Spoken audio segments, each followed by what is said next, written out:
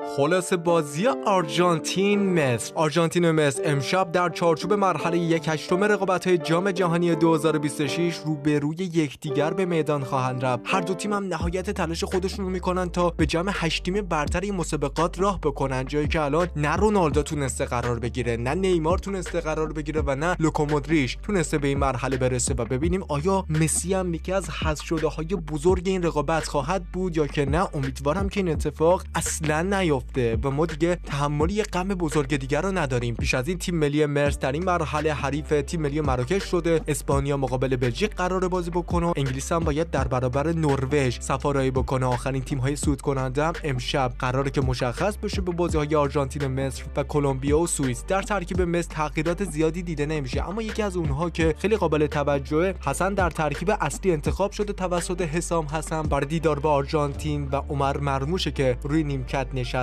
بازیکن منچستر سیتی که یکی از ستاره‌های فراعنه محسوب میشه، زیاد عملکرد خوبی تو این جام جهانی نداشت برعکس محمد صلاح. بریم با هم ترکیب دو تیمو ببینیم برمیگردیم.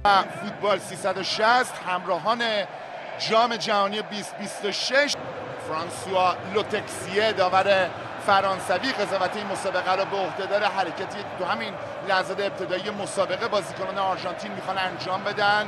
امیلیانو مارتینز، نیکولاس تاگلافیکو، لیساندرو مارتینز، در حالی که سرخیو آگوئرو و مکسی رودریگز هم چهرهشون رو ملاحظه میکنید و انزو فرناندز هم برای ادامه بازی مشکلی رو نداره. عرض میکردم که لیساندرو مارتینز، کریستیان رومرو، ناول مولینا، انزو فرناندز، لیاندرو پارادیس، الکسیس مکالیستر، رودریگو دپول، خولیان آلوارز و لیونل مسی 11 بازیکنی هستند که لیونل اسکالونی سرمربی آرژانتین با اونها بازی رو شروع کرده و مصطفی شوبیر، یاسر ابراهیم، محمد هانی، مروان عطیه، مهند لاشین،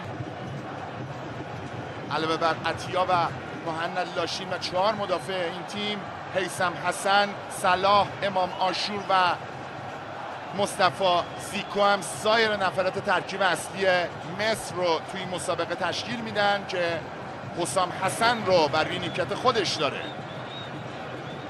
تغییر مهم ترکیب آرژانتین نسبت به بازی‌های گذشته قرار گرفتن خولیان آلوارز در کنار لیونل مسی در خط حمله این تیم هست. لاوتارو مارتینز بازی رو از روی نیمکت شروع کرد. سراغ خلاصه بازی بریم. دقیقه 8 بهترین موقعیت بازی تا اینجای کار، با موقعیتی که نصیب دیپول شد به دست اومد، اما این بازیکن در شرایط آفساید صاحب توپ شد تا آرژانتین فرصت گلزنی